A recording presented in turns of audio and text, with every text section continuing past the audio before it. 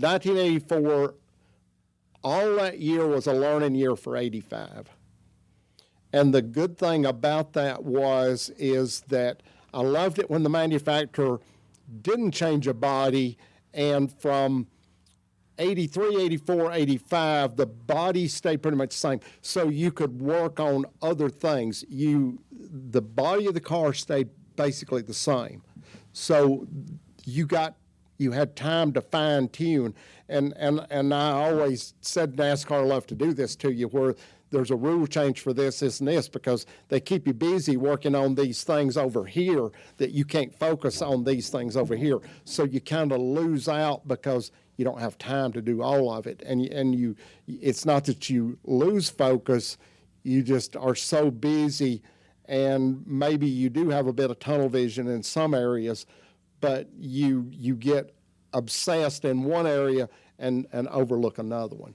But the body stayed the same, and you were able to finesse the cowl openings, the A-pillars, not necessarily as much as the C-pillar, but maybe the deck lid and the spoiler, the things that really arrow that the car responded well to. And you were working on the engine all the time. Is there any one or two areas specifically where you could point to and said, that right there is what made Mellon Racing in 1985? What was the secret? The secret was hard work. Okay. Hard work, dedicated people. And teams today, they don't even understand. Some may. I'm not up there all the time to see or be in the shops or understand, but it's like we said just a little while ago, 12, 14-hour days, and you go home and you can't shut it off. Yeah. From the time you guys started in the sport, mid-'70s, you had been basically able to go about your business without having to deal with a lot of outside attention from fans and from the media and everything. But when you started winning races, it kind of got, you got a little more attention. Then in 84 you won, I think, 3 races, got a little more attention. But in 1985, that exploded in media. And I don't think any of you were the types to seek out that kind of thing. How difficult was it to deal with the attention that you were receiving? Best time of my life. Yeah. I compare it to, it was like living a fairy tale. Okay. That was one of the things I said, this was like coming home to Mayberry. This town was so small at the time, and it was so laid back here. There weren't very many people here, not a whole lot of traffic. We didn't get a traffic light in this town till probably the turn of the millennium, probably. Yeah. And you are inundated at the racetrack, but I think the driver was the one that received most of that, and I don't call it pressure, but it is a form to me of mental abuse where, and Darryl was the worst, playing with your head. Yeah. Playing with your head, saying stuff, getting the media started on stuff, because you had certain members of the media he knew he could go to and start something. Yeah. And if he could get something started, that's all it took. And if he thought for half a second that would get under your skin, because I can remember him talking about the pressure that the pit crew and everybody had that we weren't going to win the million. I remember all of that. What was your reaction? Didn't really have one. I don't think you finished the thought. You said if he thought that what he was doing would get under your skin, would bother you for any little minute, he would keep on and keep on and keep on. Did it bother you? You and I both know that this stuff, if you allow it to, if you dwell on it, yeah, it will. Yeah. All we did was come back and worked on the stuff that we knew that we had to do. Did it bother Bill? Because he was the focal point. He was the focal point, and you'll have to ask him that question, because how it affected him, I don't know. There were things that I saw, but I can't answer for him. There were things that I noticed, because he would say the same thing about me. There were same things about me, because I can remember going to Darlington. I remember all of Darlington in '85. I remember the visual of the grandstands, the people that were there, the race day. This is when you know that this goes beyond you, that God's hand is on this. It's when you know that you're not the fastest car that day. We were the fourth fastest car that day. Yeah. And I knew that the equipment in the car was as good as I could prepare what I did, and that it was left up to me then to make pit road as best I could make my part of pit road. But there are 4 elements. I've always said there's 4 elements to a race. The car, the driver, the engine, and the crew. There's 4 elements. Any one of those elements that aren't 110% on any given day, and you're not going to be in victory lane. At what point in the season did the Winston Million become a focus? Or did that become a focus? After Darlington, after we won the million. No. We wanted to win the million, but we wanted to win everything. The only thing that I think the only thing that we lost focus on in '85 was the fact that we could physically burn out. We were the reason that we didn't win the championship, because I feel we burned out. Yeah. It's like they said about Tony Stewart. What did they call Tony Stewart for the longest? Smoke? Wasn't he the finisher? It's not what I would have called him. But I would have called him something else that I can't repeat. No. Yeah. This is remarkable. Yeah. This is where you learn, because the first half of the season wasn't his strong suit. Yeah. It was the second half. Yeah. He'd wear you out the second half. Where did that burnout, if that's what you want? Started showing up before middle of the year. In what respect? How did it manifest? Preparation of the car. Preparation of the car. Wow.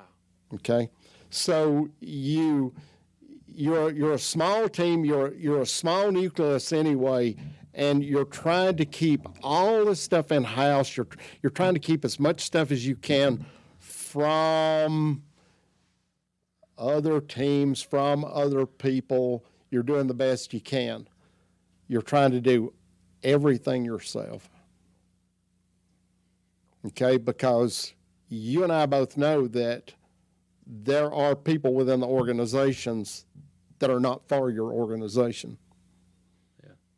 And there are things that happen that cause either that are causes of this, whether it be jealousy, whether it be a difference in what the small things are usually what I saw that broke a lot of teams up. And internal problems, not as much the external, but internal. And that came back to the structure of the organization, how strong that structure was. But I'll go back to Darlington in '85 and Darrell's deal on the championship, on winning the million there. The good thing, the thing that I felt the best about was I usually was nervous when the race started. Two reasons. It's like I told Bill in here not long ago. I said, I do the same thing for Chase that I did for you. I said, I pray for him that he does not get hurt. Nothing else matters. Just don't get hurt, because you can come back and race another day. Don't get hurt. And as long as you keep that perspective of what's really the most important focus here. And most people say, well, if he gets hurt, whip his mail. Okay, so yeah, but this is family. This goes beyond that. And once I got in the rhythm of, once I got that first stop behind me, I was good. And you kind of knew what kind of day it was going to be by that first stop. Yeah. You knew it was going to be a good day or a bad day. And you could feel it. And you could just about feel it in the air before that. But I told my aunt used to write for the paper down here one time, and we were on the way, we were driving to Darlington. And she was doing a story for the local paper. This was probably sometime in the late 70s, early 80s. And she said, what do you think about when you do your pit stop? What's going through your mind? I said, three things. She said, what's that? I said, do it fast, do it right, and don't get run over. And I found out later on that two of those I got down pretty pat, but the other one, it come back and bit me. What come back to be? Getting run over twice. Okay, all right. Yeah. We'll get to that. That day in Darlington, what was it like to see Bill cross the finish line? I looked at the grandstands when he crossed the line. I looked at the grandstands, and there were people climbing the fence. And the remarkable thing of that day was nobody left. Usually by the time the race was over, a percentage of the fans had already filed up the steps, and nobody left. Nobody left. And even the teams you competed against were all there and all congratulating you. And I said this before, the support we got from this small town here in Dawsonville, the people that we grew up with, the people, because a lot of people will talk about the town you come from is usually the last place that supports you. If you're a famous person or personality, I've heard several entertainers talk about that, is the town you come from usually doesn't support you. Boy, they didn't know this town. Because if they had, they'd have seen the people that I saw, because the people I grew up with, the people I knew, the people that had businesses here, that was all you heard was, and they'd put it in the paper. There were congratulations in the paper, and you'd go out somewhere, and that makes it all worthwhile. You mentioned a little while ago that there was a little bit of burnout creeping into the team. Was there a Winston Million burnout that maybe played into not winning the championship? No, I think not winning the championship was tied to two things, one directly, one indirectly. One directly was probably the lack of ability of our part to get it together for the short tracks. The short tracks killed us. Yeah. The speedways weren't a problem. Don't get me wrong. I'm not saying it was easy to do any of this. Right. But and I'm not saying we had the speedways figured out, but that was where we had done all of our work, all of our focus. Everything was put into the races that we knew paid good money. They've wheeled the ambulance right back down. All right, so came time for the short tracks, and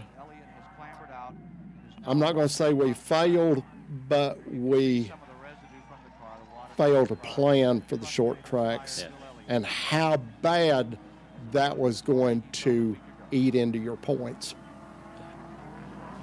How disappointing was it to lose out on the championship in '85? It was almost looking at what the team had put together during the year, looking at all the stats. You scratch your head and wonder how this didn't add up. Yeah. 1986, there's a pretty big fall off in results. Yeah, because you're trying to recover from '85, which you had no idea what a toll it took until you had a little bit of off time at the end of the year. And I think it would have been completely different had you won the championship, because I think you would have rode that high for the next several months anyway. But you were, I think at that time you may have been too much retrospect about why did you not win the championship in '85, and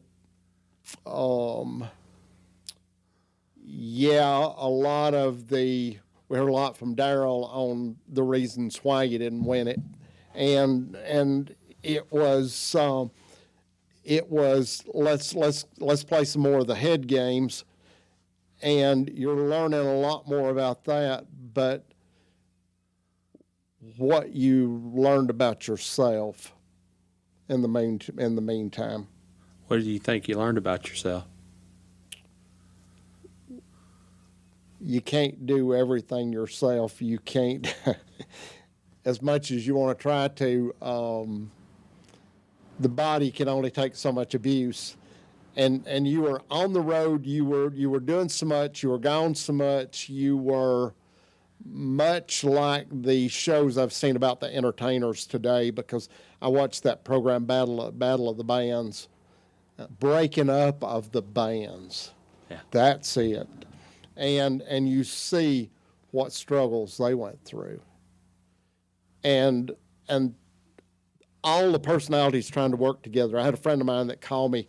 His son was in racing, and they were trying to move up the scale a little bit. And he said, I'm thinking about hiring a crew chief. He said, if you were starting a team today, he said, would you hire a driver first or a crew chief first? And I said, probably neither one. He said, well, who would you hire? I said, psychiatrist or a psychologist? Because I said, you've got to understand, I said, chemistry is the name of the game. I said, if these people can't work together, if they're not going to work together, it ain't gonna work anyway. And I said, your crew, I said, whoever works there, I said, and it's more notable lately than ever before, is you have no idea your crew members, how they come into work, what kind of mental attitude they have whenever they come into work. Because if you're not positive about it, there is not going to be a positive outcome to it. And you have no idea when these workers come to work what condition they left home in. Are they having financial problems? Are they having relationship problems? Are they having just other problems that are life problems? Because we face it every day. How do we deal with it? How does it affect our job? I know what I face. Mm-hmm. And I know what a struggle it is days to face different things. And it knows how to come against you at just the right time, how to push those buttons. And you were involved, not only were you involved in a race team that had its own kind of dynamics, you were involved in a family race team that had, I mean, Okay, follow the family trail through racing. The Pettys, the Allisons. You go through the list of families, and everyone, as life is an individual walk, and you have to, at the end of the day what you got to do. Is the focus for us was you wanted to win races. That was your focus. You learned that shouldn't have been the only focus, but that's your focus. And it'll suffice for a while. But that's why you need your psychiatrist or your psychologist, because this stuff needs to be worked through. It doesn't need to be pushed to the end of the day to deal with on your own or with your family when you go home.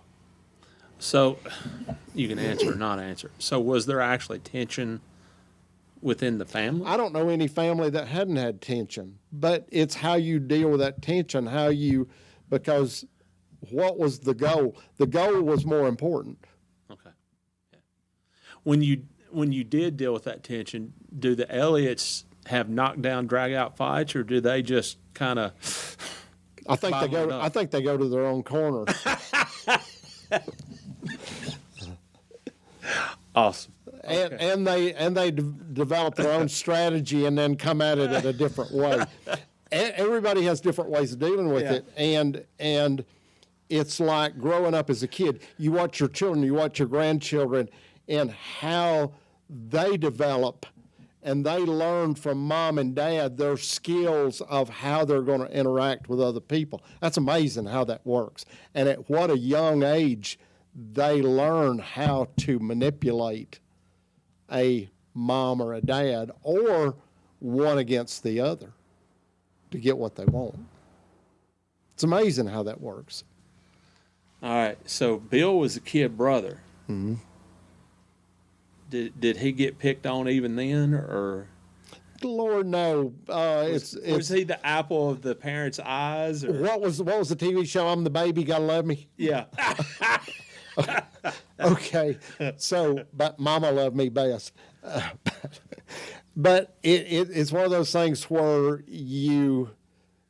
all families go through it. All families do, and if you're not one of the families that doesn't have something going on, count yourself blessed.